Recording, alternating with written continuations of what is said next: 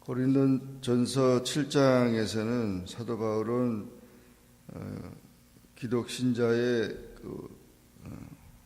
혼인 문제에 대해서 교훈하고 있습니다. 많은 사람들은 사도 바울이 어떻게 혼자 그렇게 살고 있느냐 그런 질문을 하는데, 사도 바울은 물론 성경에 자기가 결혼했다, 뭐 했다 이런 그런 가족에 대한 얘기가 전혀 없습니다. 그래서 그냥 혼자 사는 게 아니냐 이제 그렇게 말하기도 하는데, 사실은 그렇지 않고 그가 예수 믿기 전에 산헤드린 회원이었고, 그가 나이가 많은 상태에서 봐서 산헤드린 회원들은 결혼하지 않으면 그 이스라엘의 국회의원 같은 그런데 그 회원이 될 수가 없어요. 그래서 사도 바울이 결혼했다가 예수 믿고 난 다음에 그의 삶에 어떤 결단이 있었지 않느냐, 이제 그래서 많은 사람들은, 학자들은 그가 이혼을 했고, 그리고 오직 주님만을 위해서 헌신한 그런 독신자로 살았다, 이렇게 이제 봅니다.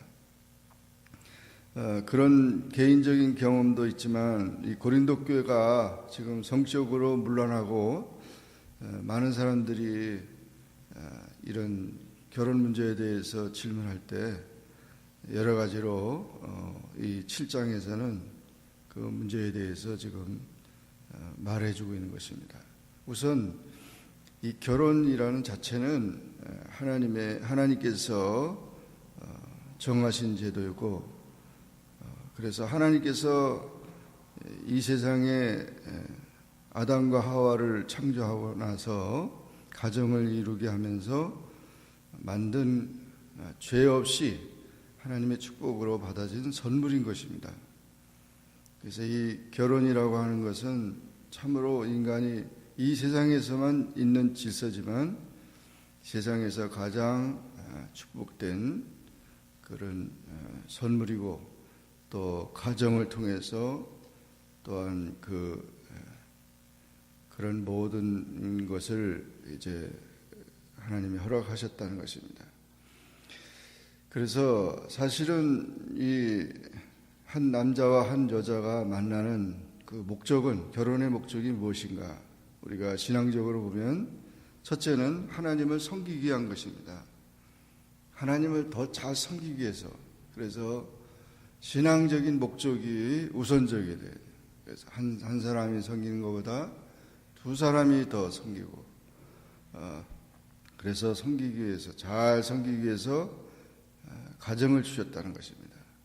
두 번째는 경건한 자손을 얻기 위한 것입니다. 그래서 자신도 잘 하나님을 섬기기 위한 것뿐만 아니라 그 자녀들도 하나님을 잘 섬기도록 하기 위해서 가정을 주셨다는 거죠. 가정의 목적이. 그런데 자기는 신앙생활 잘하는데 자녀들이 다 못되고 신앙에서 어긋났다 그러면 그 가정의 목적이, 하나님의 목적이 이루어지지 않은 겁니다. 그래서 눈물로 자녀들을 위해서 기도해야 되고, 자녀들의 신앙을 잘 지도해야 합니다. 그것은 이 세상에서 잘 살고 못 사는 게 문제가 아니고 그의 영혼의 문제이기 때문에 영원히 살 수 있도록 부모가 자기 자녀를 태어나게 했으면 신앙적인 책임을 꼭 지어야 된다는 거죠. 세 번째는 행복을 위해서, 두 사람의 삶의 행복을 위해서 주님이 허락하신 것입니다. 그래서 혼자 외롭게 살지 아니하고 둘이, 물론 갈등도 있죠.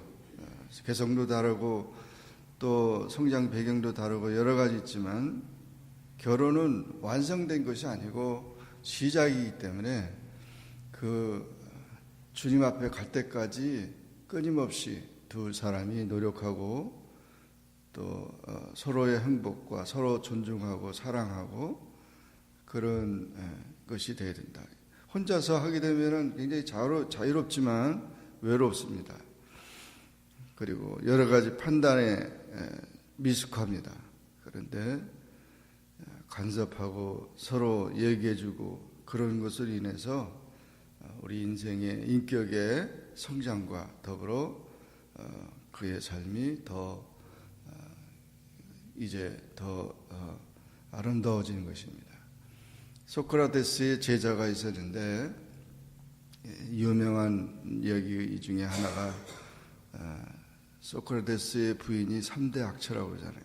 얼마나 참 정말 그 남편에 대해서 맨날 뭐 제자들하고 철학적인 얘기만 하니까 그냥 물바가지 뒤집어 던져버리면 소리치고 나서 물바가지 던지면 천둥 소리가 나더니 이게 비가 쏟아지네 이러면서 소크라테스가 그렇게 이제 부인하고 지냈는데 제자들이 보다 못해 선생님 저런 여자하고 어떻게 삽니까?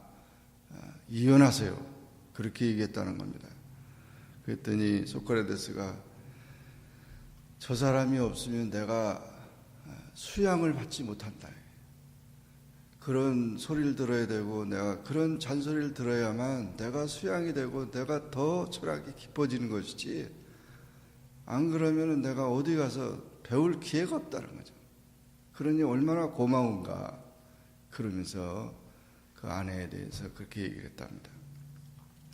하여튼 우리가 참 이 결혼이라고 하는 자체는 죽을 때까지 하나님이 우리에게 짝지어 주신 거기 때문에 그 짝지어진 것에 대해서 인간이 나눌 수가 없어요. 그래서 처음에 뭐 좋다고 했다가 뭐 성격이 안 맞아서 뭐 해서 하여튼 어떤 이유든지 간에 이혼한다는 것은 성경이 허락하지 않습니다. 결국 이혼해서 다시 재혼해도 인간의 고난은 계속 찾아오는 것이고 결혼의 숙제는 계속 있는 것입니다. 어떤 문제든지 간에 하나님의 목적을 이루어 가야 된다는 것이죠. 그래서 여기 이 남자마다 자기 아내를 두고 여자마다 자기 남편을 두라. 사탄이 시험하지 못하도록 하라. 그러나 어떤 사람은 하나님께 받은 은사가 있다 그랬습니다. 그래서 혼인하지 아니하는 남자나 여자나 또는 그 혼인했다가 혼자 사는 과부나 이런 사람들이 독신 생활을 하려고 할 때 반드시 하나님의 은사가 주어져야 된다는 거죠. 절제의 은사가 있어야 된다는 겁니다. 그것이 없으면 결국 혼자 산다고 하면서 육신의 쾌락을 위해서 자유롭게 사는 자유부인이라든지 자유로운 남자 이런 사람들이 그렇게 자유롭게 살다가 결국 에이즈에 걸려서 비참해지는 그런 인생이 되어버리고 마는 것처럼 절제의 은사가 있어져서 혼자 살아도 하나님을 기쁘시게 하고 신앙생활 열심히 하는 그런 사람들은 참으로 복을 받은 자라는 것이죠.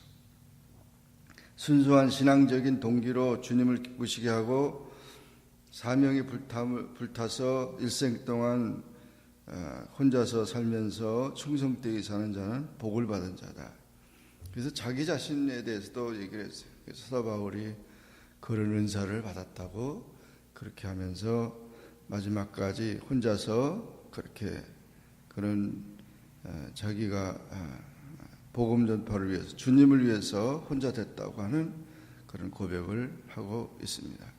그래서 처녀든지 또는 과부든지 누구든지 간에 그저 혼자 사는 것도 괜찮고 결혼하는 것도 괜찮다 이런 얘기를 한 것입니다. 사람들은 남편 때문에 아내 때문에 직장 때문에 그 여러 가지 핑계를 대면서 영적인 생활을 게을리하는 사람들이 있는데 그것도 잘못된 것입니다. 그런 모든 것으로 인해서 오히려 더 하나님을 잘 섬기라고 하는 것이지 그런 일로 인해서 더욱더 핑계대서는 안 됩니다. 그래서 서로 자기에 맡겨진 의무를 다하고 화해하고 그런 삶을 살아가야 됩니다. 또한 부르심 그대로 살라고 했습니다. 할례자로서 부르심을 받은 자가 있느냐 무할례자가 되지 말며 또 이런 각 사람은 부르심을 받은 그 부르심 그대로 지내라 그런 말을 했습니다.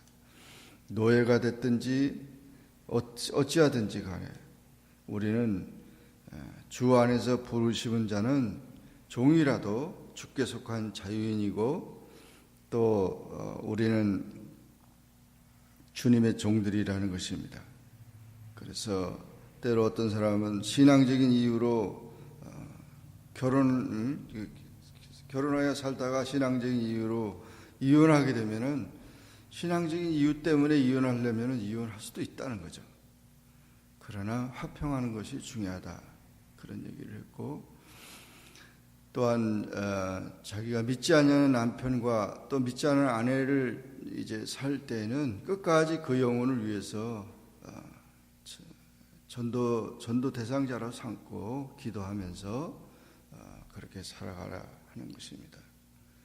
그런 핍박과 그런 어려움 그런 것이 십자가가 있어도 끝까지 믿음으로 승리하라고 했습니다.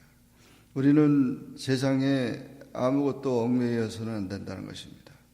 롯의 처와 같이 뒤를 돌아보다가 소금기둥이 되어서는 안 된다는 거죠.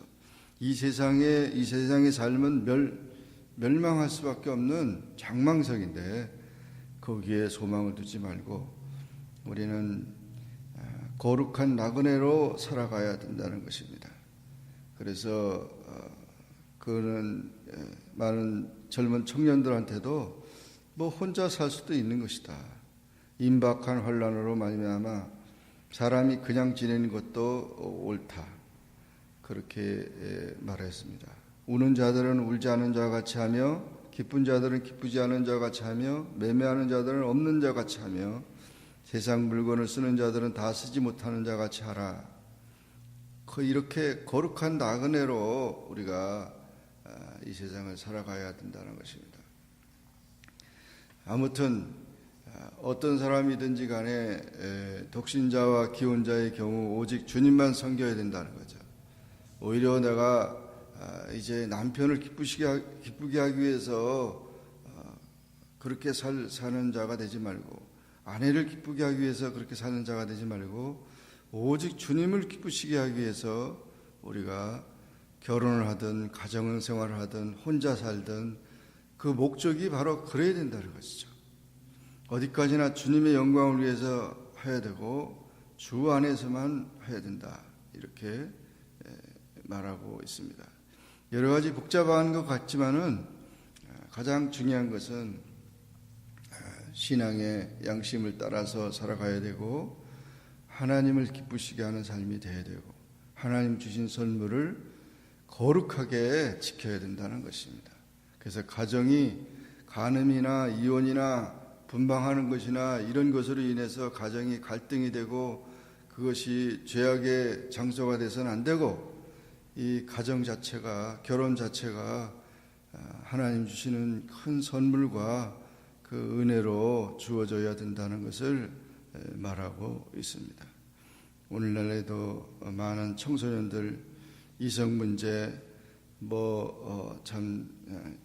그런 복잡한 그런 모든 것들을 우리가 보면서 바로 하나님 기쁘시게 하는 일들이 진행되어야 되는데 그렇지 못하고 인간의 어떤 이제 그런 욕심에 이끌려서 타락한 그런 모습들을 우리 주변에도 많이 보고 있습니다. 우리가 잘 신앙적으로 우리 자녀들을 지도해야 될 것이고 또 가정들을 우리가 신앙적으로 잘 권면해야 됨을 보여주고 있습니다. 이런 표현들을 사도 바울이 하면서 하나님이 기뻐하시는 귀한 가정들이 되도록 권면하는 것입니다. 우리 모두 이런 가정이 되기를 주의 이름으로 축원합니다. 기도하겠습니다. 주님 감사합니다. 오늘도 주님 안에 또 기도하게 하시고 또 말씀 가운데 살게 하시니 감사합니다. 고린도전서 7장의 말씀을 통해서 사도 바울이 자신의 경험을 비롯해서 여러 가지 복잡한 그런 결혼 문제, 가정 문제, 또 자녀 문제, 많은 것을 가지고 이야기했습니다. 정말 우리도 이렇게 행복한 가정이 되고 하나님 기뻐하시는 가정이 되도록, 또 그런 아내와 남편이 되도록, 우리 자녀들이 되도록 우리가 잘 기도하고 하나님이 기뻐하시는 귀한 가정, 또 그런 만남, 그런 생활 속에서 행복과 감사가 넘칠 수 있게 도와주시옵소서. 예수님의 이름으로 기도하옵나이다. 아멘. 하늘에 계신 우리 아버지여, 이름이 거룩히 여김을 받으시오며 나라의 임하옵시며 뜻이 하늘에서 인 것 같이 땅에서도 이루어지이다. 오늘날 우리에게 일용할 양식을 주옵시고 우리가 우리에게 죄진 자를 사하여 준 것 같이 우리 죄를 사하여 주옵시고 우리를 시험에 들게 하지 마옵시고 다만 악에서 구하옵소서. 대개 나라와 권세와 영광이 아버지께 영원히 있사옵나이다. 아멘.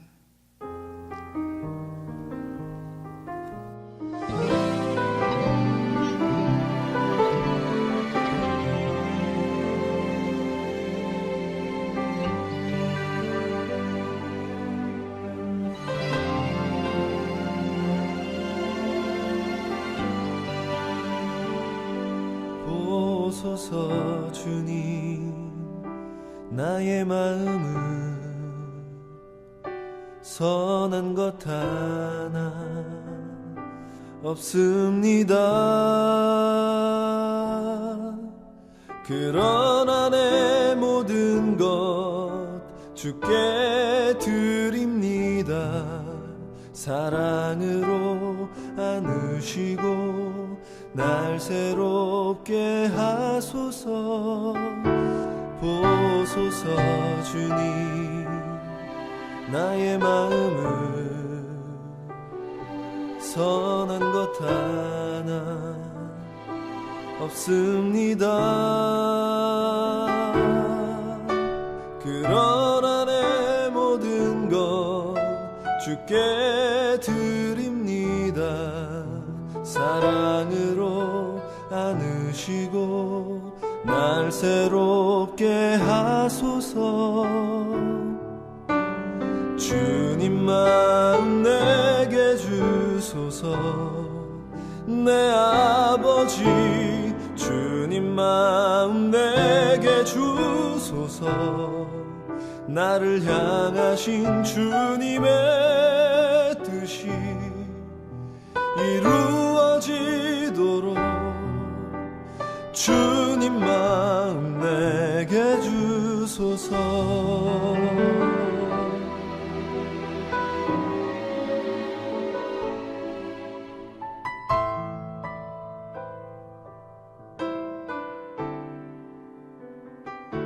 보소서 주님, 나의 마음은 선한 것 하나 없습니다. 그러나 내 모든 것 주께 드립니다. 사랑으로 안으시고 날 새롭게 하소서. 주님 마음 내게 주소서.